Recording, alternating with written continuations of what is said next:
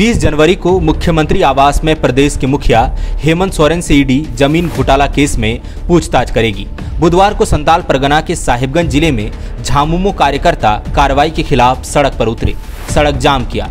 इन सबके बीच सत्तारूढ़ झारखंड मुक्ति मोर्चा और कांग्रेस के नेता चेतावनी भरे लहजे में प्रदेश की विधि व्यवस्था बिगड़ने की आशंका जता रहे हैं। यही सवाल जब राज्यपाल सीपी राधाकृष्णन से पूछा गया तो वो बिफर गए। राज्यपाल ने विधि व्यवस्था बिगड़ने की आशंका के सवालों को सिरे से खारिज करते हुए मुख्यमंत्री और झारखंड मुक्ति मोर्चा को कड़ी नसीहत दे डाली। राज्यपाल ने कहा कि अतीत में मौजूदा प्रधानमंत्री नरेंद्र मोदी से भी केंद्रीय एजेंसियों ने लंबी पूछताछ की थी, तब तो कहीं विधि व्यवस्था पर आंच नहीं आई। दरअसल राज्यपाल सीपी राधाकृष्णन बुधवार को ICFAI विश्वविद्यालय के दीक्षांत समारोह में हिस्सा लेने पहुंचे थे। यहीं हेमंत सोरेन से जुड़े ईडी प्रकरण पर पत्रकारों ने उनसे कहा कि प्रदेश में कानून व्यवस्था बिगड़ने की आशंका है, आप क्या कहेंगे। जवाब में राज्यपाल ने नाराजगी भरे स्वर में कहा कि कानून व्यवस्था क्यों बिगड़ेगी, कानून व्यवस्था क्यों बिगड़नी चाहिए। ईडी अपनी ड्यूटी कर रही है, मुख्यमंत्री की जिम्मेदारी है कि वे ईडी के सवालों का सही जवाब दें। इसमें विधि व्यवस्था बिगड़ने का सवाल ही क्यों उठा है। इस बीच पत्रकारों ने राज्यपाल से कहा कि सत्तारूढ़ पार्टियां कह रही हैं कि जनता में नाराजगी है। राज्यपाल ने कहा कि जनता क्यों नाराज होगी, मुख्यमंत्री से ईडी पूछताछ करेगी, इससे जनता को क्यों नाराज होना चाहिए। क्या हेमंत सोरेन पहले मुख्यमंत्री हैं जिनसे पूछताछ हो रही है। राज्यपाल ने कहा कि अतीत में मौजूदा प्रधानमंत्री नरेंद्र मोदी से भी जांच एजेंसियों ने लंबी पूछताछ की है, तब तो विधि व्यवस्था नहीं बिगड़ी। उन्होंने कहा कि ध्यान रहे यह लोकतंत्र है। गौरतलब है कि रांची जमीन घोटाला केस में मुख्यमंत्री हेमंत सोरेन को ईडी ने 8 बार समन किया है। 8वें समन के बाद मुख्यमंत्री ने एजेंसी से कहा कि वे 20 जनवरी को मुख्यमंत्री आवास में पूछताछ के लिए उपलब्ध रहेंगे। इससे पहले अगस्त 2023 से जनवरी 2024 के बीच मुख्यमंत्री को ईडी ने 7 बार समन किया था।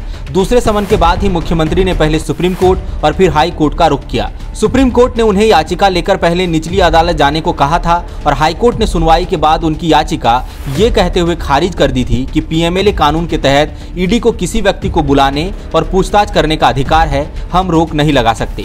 7वें समन तक मुख्यमंत्री चिट्ठी से जवाब भेजकर कहते रहे कि एजेंसी स्पष्ट करे कि उन्हें आरोपी के तौर पर बुलाया जा रहा है या गवाह के तौर पर जांच में सहयोग करने के लिए।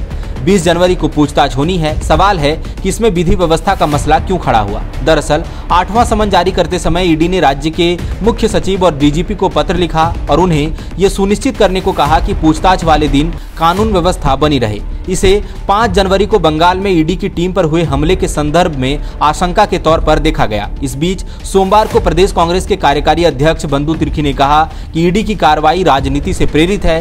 केंद्रीय एजेंसियों के सहारे प्रदेश सरकार को परेशान किया जा रहा है, इससे आदिवासियों में आक्रोश है, वे जनी शिकार जानते हैं। मंगलवार को झामुमो महासचिव सुप्रियो भट्टाचार्य ने भी कहा कि जनता में कार्रवाई को लेकर आक्रोश है, ईडी इस नाराजगी को गंभीरता से ले वरना मुश्किल हो जाएगी। सुप्रियो भट्टाचार्य ने कहा कि यदि समय पर नहीं चेते तो गंभीर परिणाम भुगतने होंगे।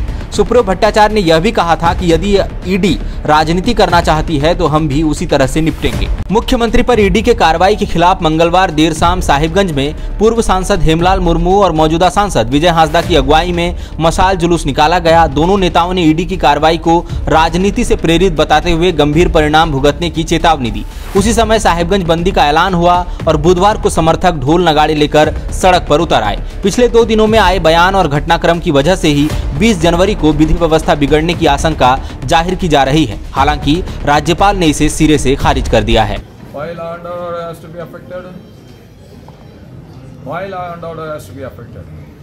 ED is doing its duty. It is the duty of the Chief Minister to give the right answers to the ED. Why? No Chief Minister is above. Why law and order situation will go into worst? Why? Public is angry, he said. Why public is angry?